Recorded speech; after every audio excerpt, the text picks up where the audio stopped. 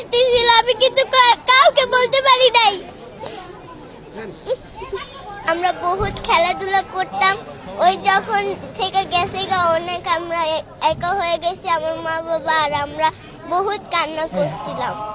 আমরা ক্লাস 2-তে পড়তাম, আমরা একসাথে বসতাম, একসাথে খেলাধুলা করতাম, টিফিন একসাথে যখন আমার কাছে টিফিন থাকতো না তখন ওই নিজের থেকে আমাকে দিত, আমি তারপরে ওটা খাইতাম। তারপরে যাইয়া ওই একদিন বলে গেছিল যে আমি পরীক্ষাতে পাশ করছি, এই জন্য আমি মিষ্টি আর চকলেট নিয়ে আসবো, মিসদেরকে খুশি করাবো। ওই দিনকার কথা বলে আর আসেনি। ওই লাস্ট যখন ওই বলেই গেছিল ওই সংখ্যায় আর দেখা হয়নি। যেমনি ওকে হত্যা করা হয়েছে অমনি আমি চাই।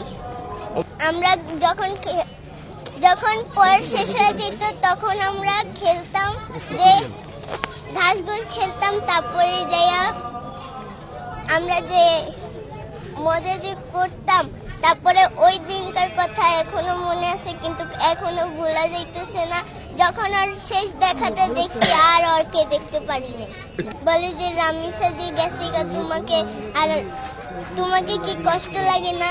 আমি বলছি হ্যাঁ আমাকে কষ্ট লাগে, কিন্তু আমি নিজের মনের কথা কাউকে বলতে পারি না। তোমরা একসাথে স্কুলে যেতে? হ্যাঁ। তোমরা একই বাসায় থাকতে? না, আমি এই যে এই বিল্ডিং আছে না, এই শাপলা বিল্ডিং এর পাশেরটা, হ্যাঁ ওটাতেই থাকতাম। কি পড়তো ওর সাথে?